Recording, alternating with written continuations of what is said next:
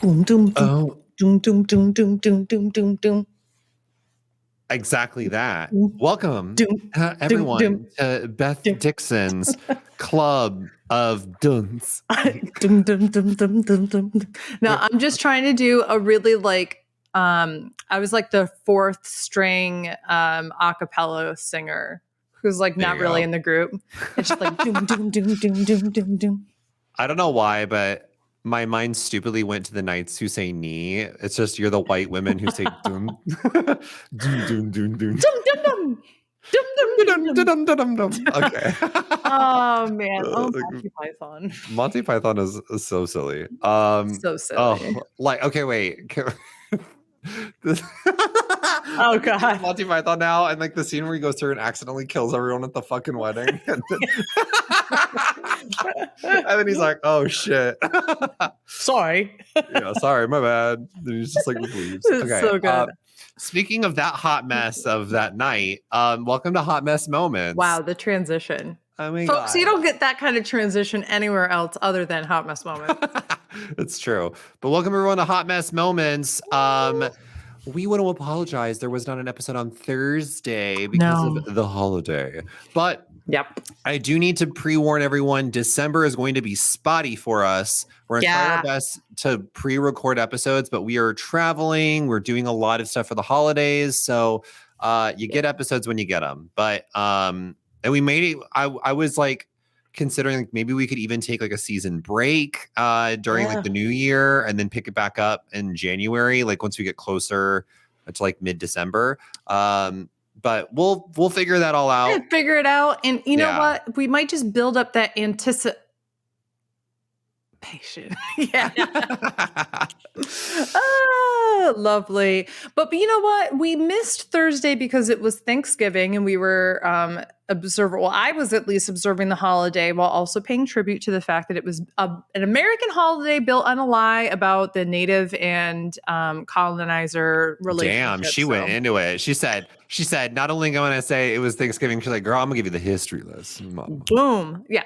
But I got to go up north and see my family, and that was a lot of fun. Yeah. I just got back a couple hours ago, and so it is Sunday as we're recording this. So I got to spend about 5 hours on a train with every other person in upstate New York, hoping to go back to New York City. So it was a lot of fun. Was it super packed?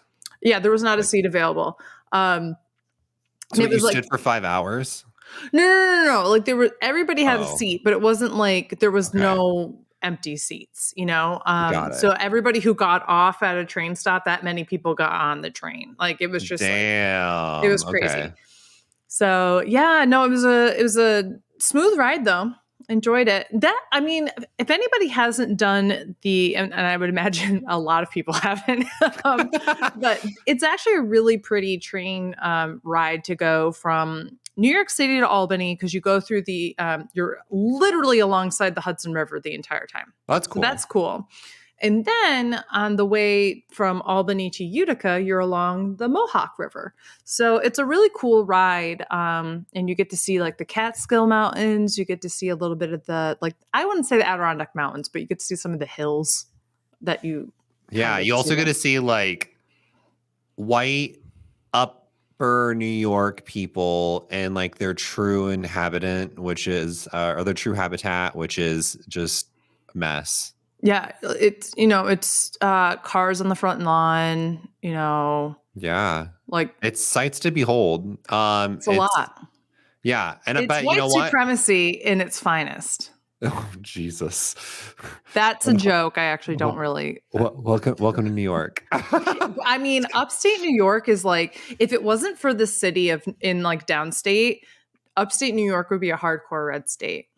Oh yeah, I have no doubt. After like stories that you've told me about stuff that people say or do, or like, oh my God,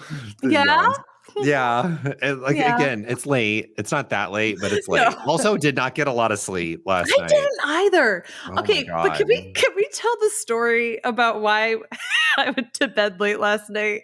Why? Because we were playing Mario Party. Oh, yeah. That's true. We were playing Mario. Oh, we have to tell a story. I know, that's what I want to get into. We had to tell a story. So my husband, love him to death. He can get very competitive sometimes. And so when we were playing, he was like, he messed me up in like 1 or 2 mini games. And so I was like, okay, I'll get him back when I get a chance. And so I like got him back in 2 of the mini games, and he got very mad about it. And was because he was like on track to win. And he's like, now that I can't get that star, like I'm gonna lose. I'm basically in last place. Literally, I'm in last place. And so he's like, I'm literally in last place. He's fully in second place. I was in first place. And he's like, well, I'm not gonna get any bonus stars. Like, I'm gonna be in last place. Like, you all are gonna get all the bonus stars. And he started getting so mad. And so it's like the last turn. The last turn finally happens.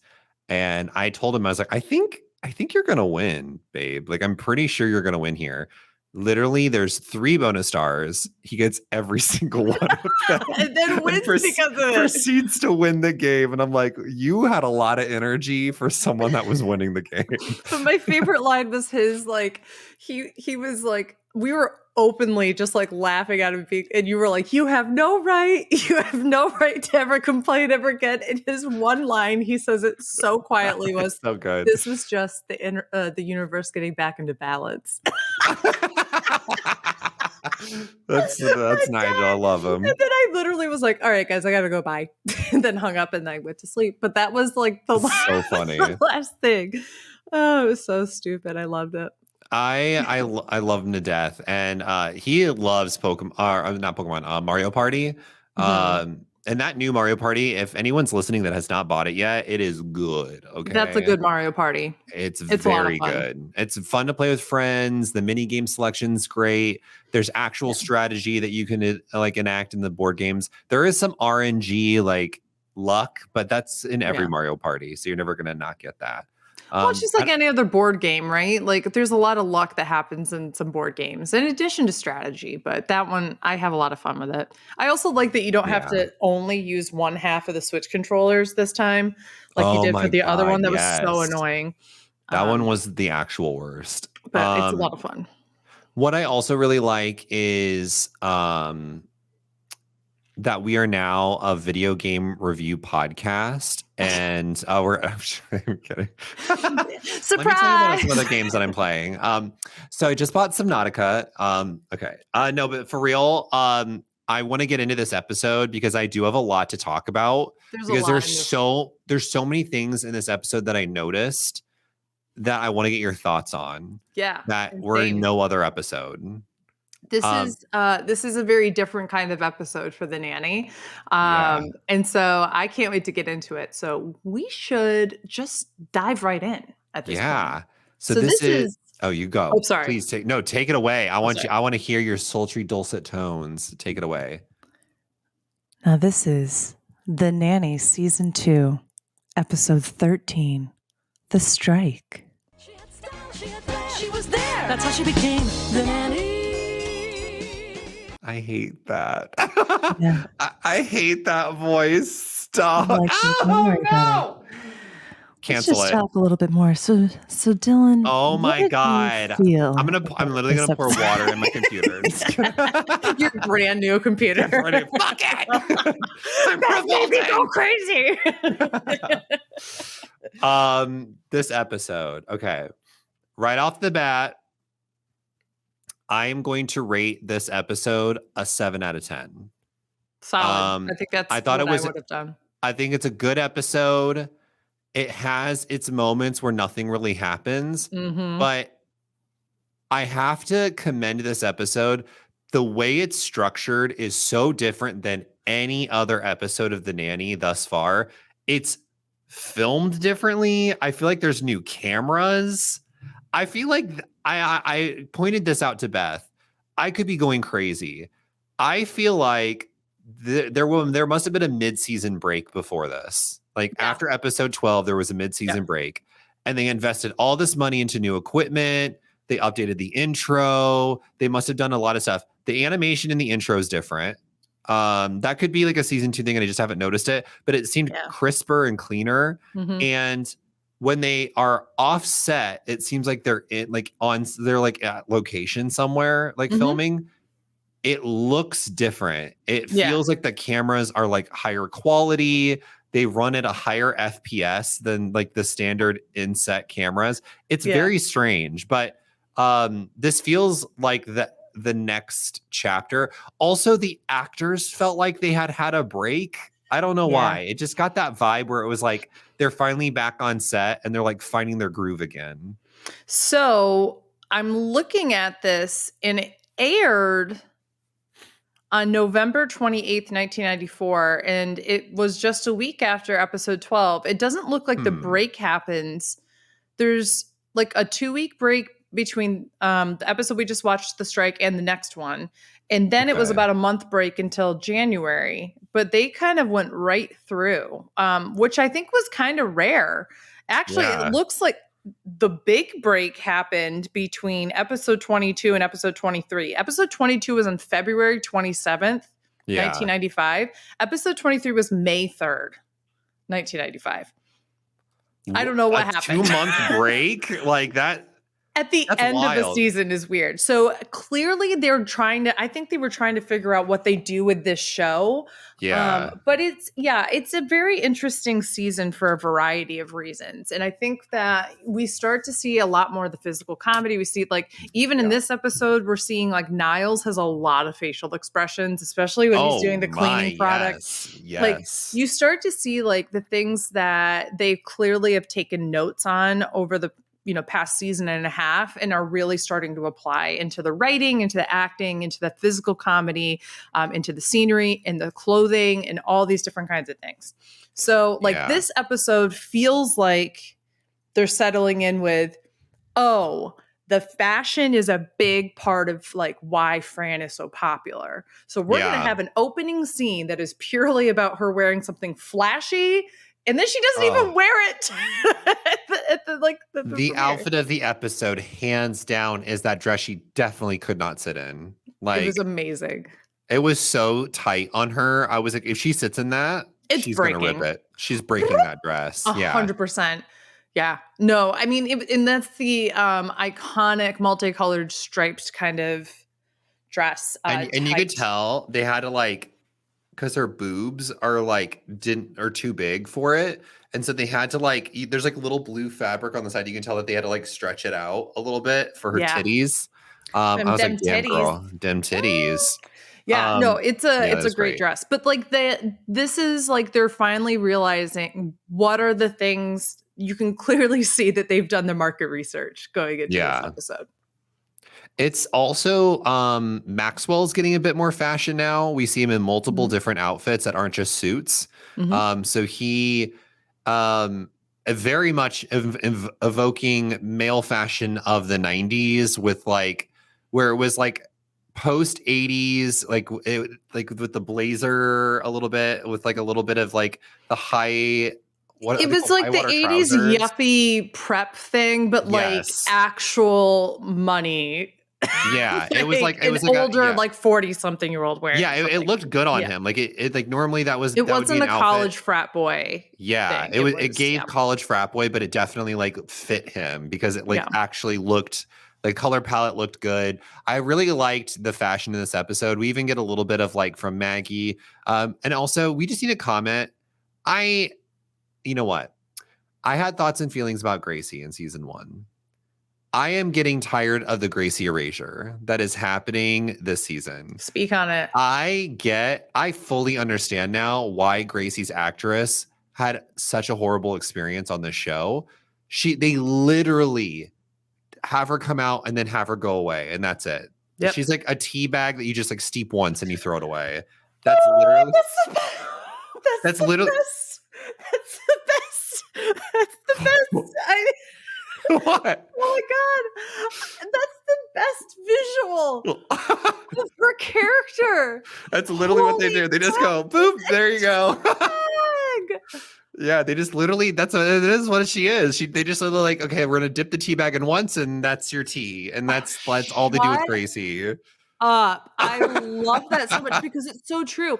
And I would say like there are going to be like tea-based episodes in the future, but they're few and far between. Yeah. This is a coffee group. I could tell.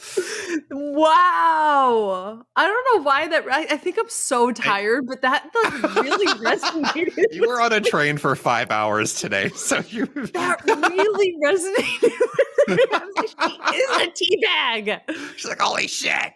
Wow, fucking yeah. Dylan's just a genius over here. Oh my God, Like, my brain. But Brighton is so good in this episode, and like props to fucking him, because not fucking him, but like, you know what I mean? Props to fucking him, because he is killing it this season. Yeah. Every scene that he's been in season 2. Are you okay, Beth? I'm just having to clarify, not fucking him, but fucking him. Like, or you could just say no. You could not say fucking.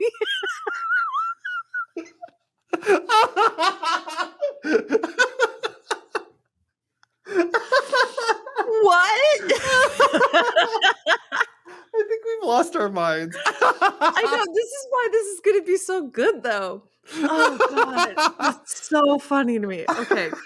I love that the distinguishing factor between fucking him and fucking him is the slight break and the inflection That's why I was on like, him. maybe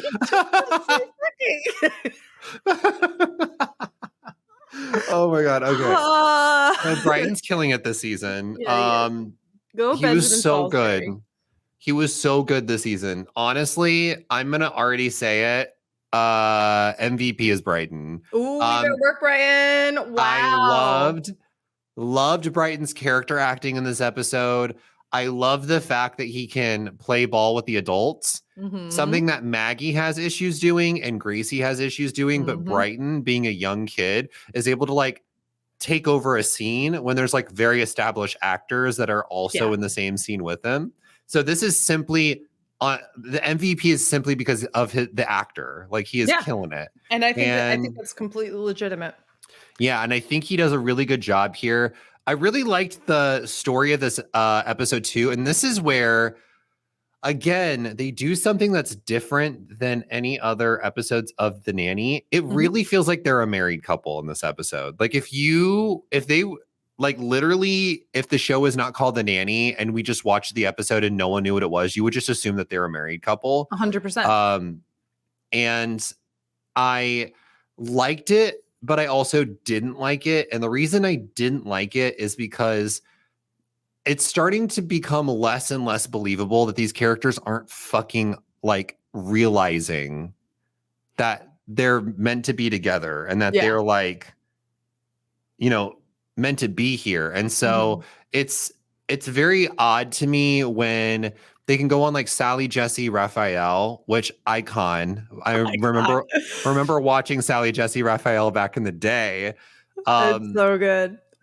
But I remember or when they were on that show and saying what they're saying, it's just very weird to me that like they don't sit and have a conversation with each other being like, hey, let's talk about what I said on this national television show. And it's just like, I'm just sick of the will they, won't they? Because it's like they keep giving the will, like they will, but they're not actually giving us the they will. And I'm like, and I think that your frustration is that of every other person who's ever watched the show, but also that's exactly why people would tune in every week, is the idea of will they, won't they? And then you hear, oh, in this next episode, oh, Fran has a date. And you're like, no, why is she on a date? She should be dating Maxwell, you know, like, in those kind of things. And it becomes definitely a joke of the series that they're like clearly so blind to it. Yeah. That's the whole point. But like everybody else around them can see it, you know? Yeah. And even the way that Brighton plays them against each other is very much like two parents, not like a nanny and a father. Because that is not how the dynamic would normally be, right? The it's kids wild. Pit their parents against each other. And so some kids do. And this is definitely giving you that even the kids feel, and we know this from season 1 with Gracie. We know that Maggie feels like this to a certain extent too, that, you know, Fran is essentially a mother figure to them. And like, even they kind of see like, oh, I can like, they put her in the same category as their dad, Yeah. you know? So it is interesting. And I really liked seeing Fran as a nanny finally put her foot down and like enact punishment, because she really lets those kids get away with a lot. And it's really cool to see Fran actually be a nanny for once and not just be like the best friend who like gives like shitty advice sometimes to the kids. Like, she is standing her ground against Maxwell and against Brighton, and be like, no, when I say no, I fucking mean it. And you're paying me money to determine whether that's a yes or a no. So like, you got to listen to me. And I also, and this is one of the biggest issues for me of this episode, because it's supposed to be, not because it's an actual issue with the episode. But what I love that this show does is so often the way that she's a best friend to the kids is often to the girls with things that Maxwell has an issue with because of his misogyny. Oh, yeah. And then the way that she came down on Brighton, like we see her punish Brighton more than anybody else.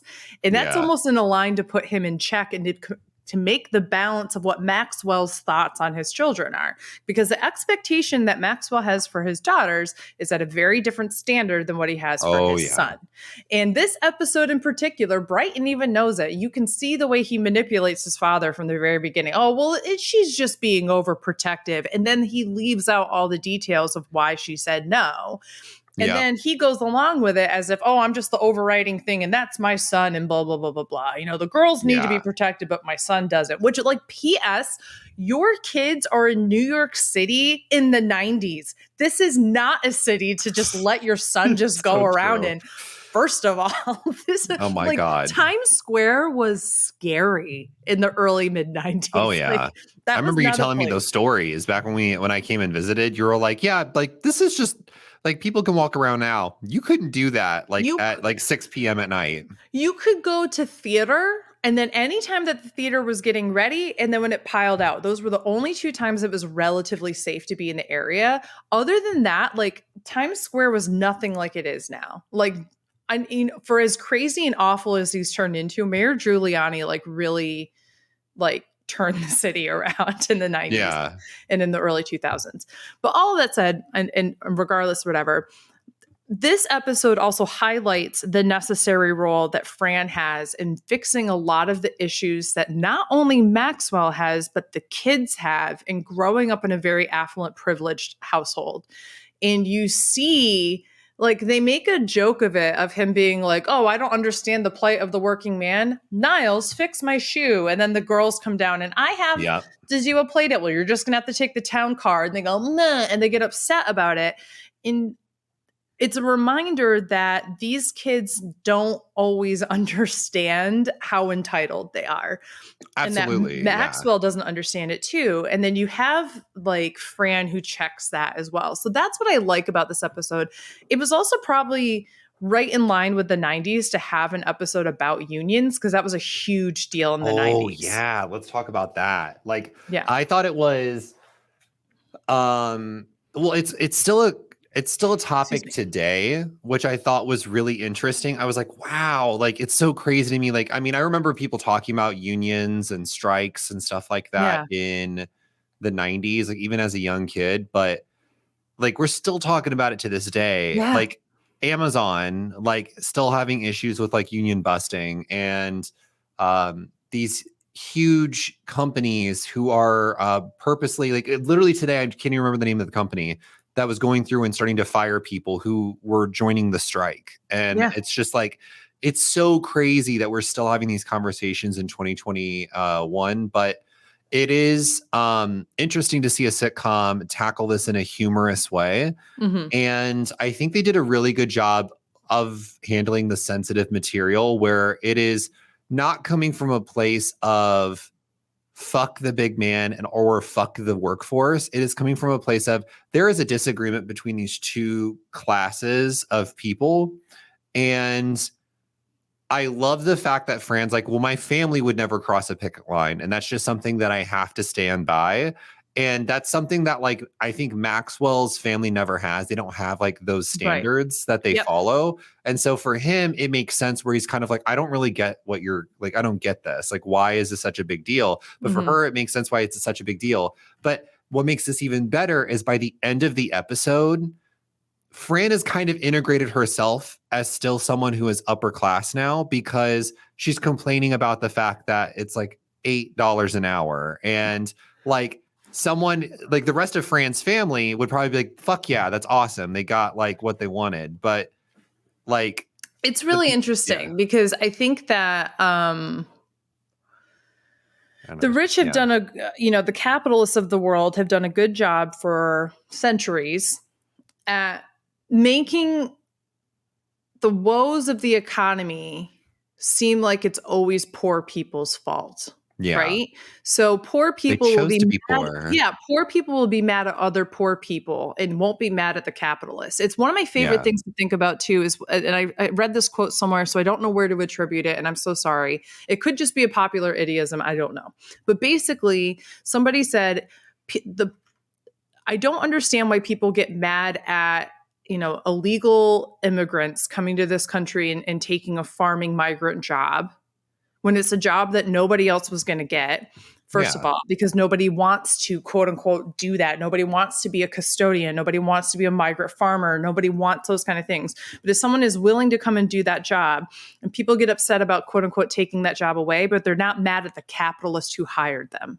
Yeah. And I was like, that is such a good way to put that, because it's like, why are we mad at the person who's trying to make a good living for their family? And not mad at the person who's hiring them, because all we sit back and say is like, oh, that's a good business decision, right? So in this situation, what we see is that kind of ignorance, again, where you have someone who is from the lower classes who says, I believe in unions, and then complains about what the union is actually standing up for in this situation, right? Yeah. And that is so on the nose of the kind of things that I grew up around. I was privileged enough in my life to be in, middle class, upper middle class in my particular town. I had two, parents who had master's degrees, and that was a huge anomaly in my town. But so this kind of thing is, I'm used to hearing this kind of discourse, oh yeah, I believe that absolutely people should have, welfare and that kind of thing, but they shouldn't have food stamps to go buy that thing. And I'm like, you're mad that they bought a steak on food stamps. You realize they don't just get to go, more food stamps, please. Like, so whatever they choose to spend it on is gone. Yeah. And so I understand some of the mentality, but it's like that kind of thing, I think, is interesting how they nailed it on the head with her at the end being kind of upset with it. It's a small joke, but it is something that kind of speaks volumes for so many people. Yeah. And I think like that also compounds like the message of this, where it was just like, it becomes a class issue, not a people issue, where it's like someone like Fran, who is even like, someone like Fran, who is not willing to walk past a picket sign, clearly has been influenced by the people around her and like the income that she's making now, to where her mindsets may be changed on certain issues. Like, she still has her core values, but like she still is probably a changed woman a bit since the beginning of this series. And I think that's like what we're seeing here. I also think that we're seeing a little bit more from Cece in the sense that I really want to see Cece boobcock be a thing for the rest of the show, because I've never once made that pun, and I'm very mad at myself. It was amazing to watch your face the first time they said boobcock, because I was like, ah. No. It took you a second, because you literally went boobcock. And then you went, and then you went, like I could hear you screaming. Like, it was so funny. But like, you literally had so for those who are only listening, I encourage you to come watch my impersonation of, it was great, because that is literally me. Like, it took me a bit, because I was like, boobcock. her last name's Babcock. Babcock! Like, oh my God. Like, legit could read all of that on your face. It was amazing. It's just so good. Man. And she's great this episode. I love, as a side note, I love her like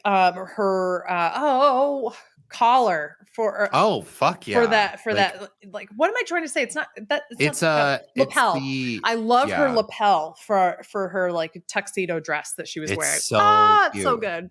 She serves like executive biatch so well, and I So love good. it. My favorite part is when she goes, "Those poor people. Who's gonna clear their tables?" Who's gonna clear their tables? It just walks right through. Oh man. I just love Cece in these episodes, but I also want to talk about, because you had mentioned it, Niles. Yeah. And this really was a breakout episode for Niles for me, because we are seeing him in a slightly different light. Like, we've gotten him a little bit where him and Fran's relationship as coworkers is like very fun, very silly, but it's really funny to see Niles not embrace something that Maxwell is so passionate about. Like, you can tell Niles really fucking hates these musicals, but he's like gonna support his friend and his like boss. But I don't know why I really liked this one moment, and it's when he gets out of the limo and he's got the earbuds in, and we get to see him comment about the game.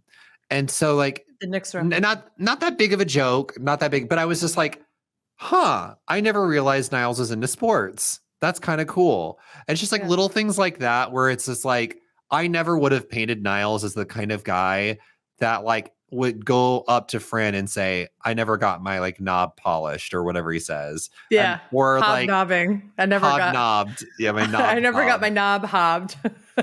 Yeah.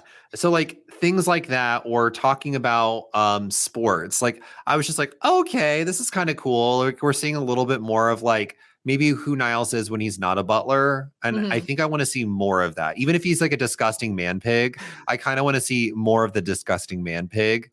What I love about him, what I love about what they do with his character, and that we saw aspects of it in season 1 that came across as just kind of like gross pig person, but they do it much better in this episode. But I like that we get some of these like, oh, he is absolutely a cishet man.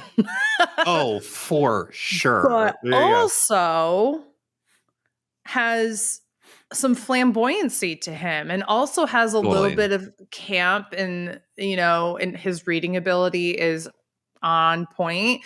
And it's just, what I love about it is like, it's so funny whenever there's a moment, and they have them infrequently, but whenever there's a moment where like he and Maxwell are like, yeah, we're manly men, it's like, you are a butler who cares about what the flower arrangement looks like, and you are a Broadway producer of musicals, sit your ass down. But that's what I love about the show. Like, for a 90s sitcom, they do a really good job of portraying men in a more feminine light than most other. When you think about some of the other men who were the leads of other sitcoms at the time, who were popular, you think of like Full House, right? Yeah. And Jesse was like super mask.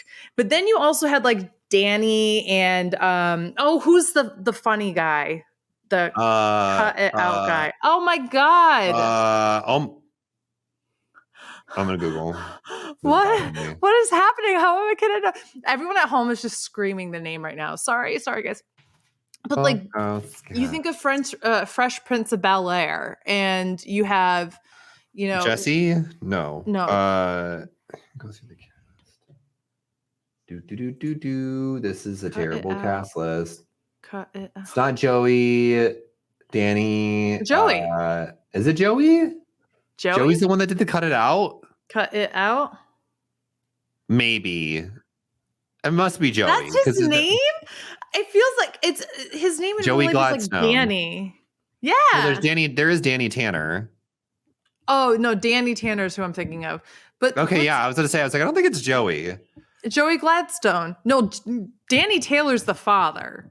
Yeah. I'm talking about Joey Gladstone. Okay, so that is Joe. Oh, see, I don't fucking. That's It's been so weird. years since I've I seen a Full feel House like his episode. name was not Joey, but it clearly was. Anyway, regardless, what I like about this sitcom is like, you think of so many of the other characters, right? And they struggle with this, like, Full House was a little different, but like they struggle with this like fine line of like hyper masculinity stuff. You look at Saved by the Bell. Granted, these are like teenagers and everything, right? It's like the most masculine two men that you can think of in two very different forms of masculinity in Slater and oh my god, I got to stop naming characters because I don't know their names off the top of my head, and it's literally coming back too. Saved by the Bell is.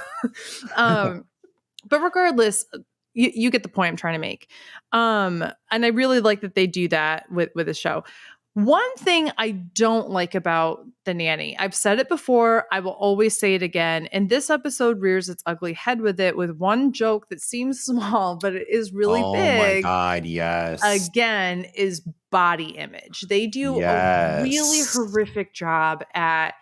This is the one area I truly feel like they poke fun at, not with. Fully. And they're very sizist. And so we have this one moment where she's talking, and this is not the spoiler alert. This is not the only time they talk about Oprah's weight in this series. Why are they so anti-Oprah? I don't know. And I'm going to say something potentially controversial. Granted, this is my favorite show, and this is against The Nanny. I'm putting it out there. Yeah. There is a race issue with the show that also I think happens with this episode as well. We can talk about that for sure. And I really don't understand if this is like an anti-Oprah because she's a Black woman, or if she's just an easy target because she was the best daytime talk show host kind of thing. Do you also think it could be because she was on another network? I don't know. I don't know if she was. Is Sally Jessy Raphael on the same network as The Nanny? And that's maybe why they were hyping up Sally over Oprah? But I think in this situation, they hype her up because she was going to be in the episode. That one's not it. They literally will talk about, they'll go like, oh, bless her weight. Oh, no. And then they'll be like, oh, no, this is from the 80s. Never mind. She's lost it again. Like, but they constantly talk about people's weight, saying that anything is that fat is bad. Like it's Maxwell, it's Niles, it's Cece, it's Fran, it's Maggie, it's everybody makes fat jokes. Everybody makes it seem like it's the worst thing in the world. And that's why I love Sylvia as a character, because she is not fat. And yet not at all. For TV world, she is. And it's like becomes an embracing thing. But at the same time, like it's always going to be a joke that she eats a lot. And this is an episode they don't make fun of her there, but they just purely make fun of like Oprah. And like every time I watch these episodes and if something comes like that, it is like a small little knife just gets jabbed into me, not because I'm having a personal like, oh, I'm a curvier, bigger girl, like meh, but because I'm like, oh, this really ruins what's such a fun show it was for the time and what I remember it being. It is just like little moments like that take you out of it. Totally. And it's very weird. Well, we're in this episode and we get to the Sally Jessy Raphael section of it, and a Black woman's in the audience and she comes up and speaks. Mm-hmm. And I had a double take for a second because I was like, oh my God, we really have not had a Black character on this show the entire fucking season. Like, this is the first time a Black woman has spoke in this show the entire season. There was and did so in a clearly white written way that Black people speak kind of way. But the girlfriend, you gotta blah, blah, blah, blah, blah, which I understand they're trying to go for the people who are in those kind of like audiences and like, Ricky Lake and Maury and Jerry Springer and those kind of things where people in the audience would be like, you gotta dump him, you gotta like that kind of thing. But they literally wrote this character to say like girlfriend and all that kind of stuff. And the head bobs. And the head bobs and everything. It was just so stereotypical. And you can tell that was not a Black writer who was writing that. That was clearly a white writer trying to think that was a white gay. probably, or a white It's just, woman is more yeah, likely. it was very uncomfortable, and it made me like reevaluate this show because like I hadn't really noticed, but it's obviously because I'm a white person. I'm watching The Nanny, and The Nanny has like what, like 6 characters in total, Mhm. basically. And so it was so alarming to me. I was like, oh my God, this is the first, I think, Black character that has spoke this season. And that's like so weird because in 2021, that shit would not fly It wouldn't like fly. at No. all. And it And it just shouldn't showed, fly. it shouldn't fly, but it just shows like, obviously we still have a lot to work on in Mhm. 2021, but it shows how far we've come in terms of like sitcom television and writing and stuff like that, and how like diverse characters are now compared to the 90s when you Mhm. watch a show like The Nanny, where it's just like we're 13 episodes into the second season and we're like, oh yeah, every character's white, Yeah. and every like side character's been white too that is spoke, and that's just a little weird. It's absolutely such an issue with this show.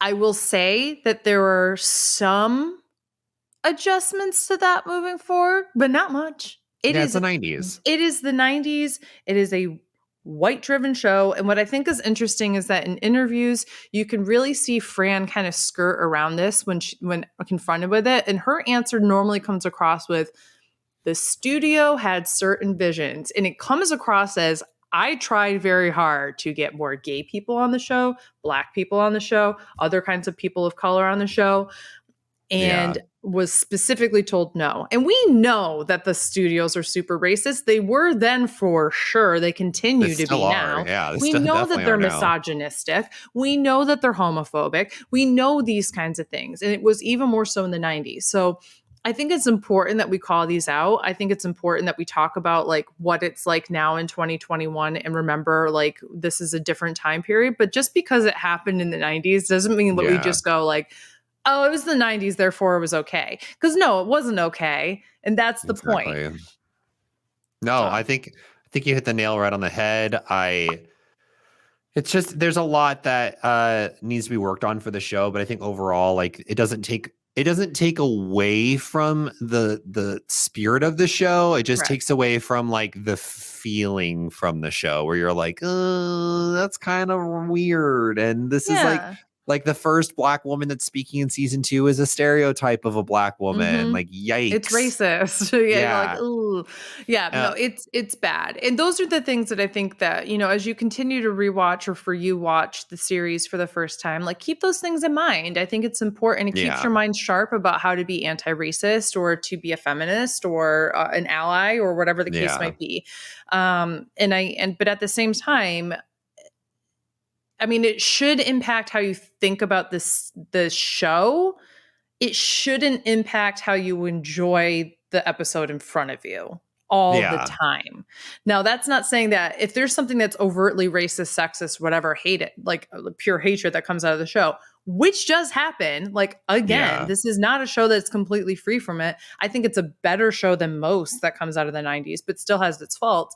Then absolutely, you're entitled to feel any way you should. But Yeah. I still love the show so very much. Yeah, it's a great show, and I'm excited to watch some more of it. But I think that pretty much wraps up my thoughts on this episode, I think. Okay. So we have your MVP. Your Yeah. MVP is Brighton. Your outfit of the Yes. episode was the stripe number. Who Oh, is your so good. LVP? LVP is probably going to go to and if I gave my MVP because of the actor, I'm going to give my LVP because of the actor, Maggie. Okay. Because Maggie in this episode is so in the background. Yeah. Gracie was serving more than Maggie. And like the No, few it's times so true. and the times that Maggie was on camera, it felt like she just wasn't acting. She was just like, let me go out, let me say my line, and I'm gonna leave. And I'm Yeah. like, girl, like This is a comedy show. Like, try to make it funny. Like, her in that dress was not, like, Fran made it funny. And I was just like, But that's exactly the point. She was a prop for Fran to have a joke versus like Gracie had, even though that Gracie was also a prop for Fran's she joke, screamed. she screamed, she made her own, like all that kind of Yeah. stuff. But yeah, no, I So, totally yeah, agree. I think I'm going to give it to Maggie. That's fair. And then I'm curious. I want to get. I feel it. I feel like the essence and the psychic auras that I'm going to predict this next episode correctly. So, what's the name of the next episode? Okay, well, I think it's kind of perfect that you said it like that because this next episode is called I've Got a Secret. Oh, okay. So Alyssa Edwards is in it. Could you imagine? Alyssa Edwards is got a a tiny secret. 8-year-old drag queen going, Mama, Mama, Mama. That is trash. Mama. I'm sitting on a secret. Now, what the hell's going on here in this day? Fran, fine. Okay, so Okay. it's called just The Secret. No, it's called I've Got a Secret. Okay, I've got a secret. Ooh, this is a tough one. There's 2 different routes I could see this going. The first one is, I think this is can you tell me who it's a centric episode of? Or is it just not a centric episode? It's not really a centric episode, except for the fact that the person who it is the point. So I'm not going to. Oh, okay. So I'm going to guess. I've got a secret. Yetta has been pretty popular, so I'm gonna say that Yetta's in this. It's not a Yetta centric episode, but Yetta's in it a lot, and maybe it is a family secret that was supposed to get passed down from generation to generation, and for some reason Sylvia never got it, and so Sylvia never passed on to Fran, and so. Like maybe Fran is going through old boxes of her ancestors and members of the family and learns about this secret. And so it's like a big secret. Maybe it's like they were rich and there was money and then Yetta, like, I don't know, maybe gambled it all away or some shit. Like, I feel like that would be like a very Yetta thing to do. And so Yetta didn't tell the secret about like, she's like, oh yeah, we were like a poor family. We're very poor. Like, that's just how it's always been. But Yetta's like always had this thing that she's been like hiding all these years. And so the dilemma that Fran runs into is, does she tell her mother about the truth of their family, or does she keep it a secret to keep the honor that her family has like intact? That's so wrong, but that's the right. It is so wrong. To the point where, unfortunately, Yetta's not even in the episode. No, damn it. I was hoping. My second one was, I thought it would be like a Gracie-centric episode. Okay. And the secret is that she hears a rumor at school, and the episode is about rumors and gossip and how like you shouldn't rumor and gossip. And so Gracie hears a rumor at school and she tells Maggie, and Maggie tells Brighton. Brighton tells like, and it's like a game of telephone to the point where it becomes this big preposterous thing.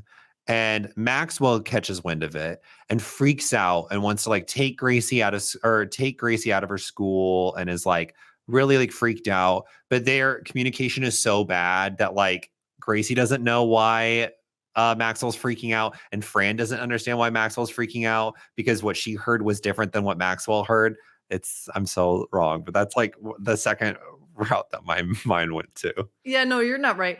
But all I can sit here and think about is how much I wish we could just like prompt you with like, okay, here's a title, and then you just write brand new episodes for the show. Because that would be a funny episode, right? Where like, and I sit back and I'm like, you know what? Like, that's 2 solid ideas. Yeah. With it's so like all we have to do is like writers out there. Writer. All you have to do is just come up with a title, and this man right here will come up with your plot. I'll come up with your plot, honey. Pay me $100, $200. I'll do it for you. You wrap up the jokes. It's a wrap, bitch. I got you. No. Unfortunately, none of that is Damn the it. plot, but this is another fun. I will say this is a fun Fran versus Maxwell kind of Ooh, episode. good. Because they've been kind of going down that route a little bit. So Like this is a like them against each other. yeah. So this is a good episode for that. I will say so after this after next week's we'll do another double up Okay. of episodes because they're both kind of meh episodes. So we'll throw Yeah. them together. But yeah, I mean, I'm looking at the rest of season 2 and it's so solid. It's so I think solid. we can like figure this out and like update accordingly. But I think Yeah. I think it might be smart for us we'll get this episode. Mhm. Then next week you'll get another Fran or another Nanny episode. Mhm. And if we have time, let me see, because if we have time, we'll try to get that double episode out in December. Yep. I'm going to be pretty busy, but I am free on those Sundays, so I should be able to record. We'll But figure it out. But this lost episode. Oh, I was going to mention this lost episode coming up will be a double. yeah, we're gonna make up for last week and this week, baby. I get 2 episodes to watch. I'm so excited. Oh my god! And the lost episodes that you're about to like, oh girl, the next 3 episodes they just like lead into just. Am I about to be fed? You're gonna be. I wouldn't say fed. You're preparing to be fed. Like. Is it an appetizer at the very least? Do I have Moz sticks coming my way? Yeah, you definitely have mozzarella sticks and a good salad and some soup. Better yet, okay. Do I have jalapeno poppers that have cheddar cheese, not sour cream inside, but that I'm dipping them in raspberry jam?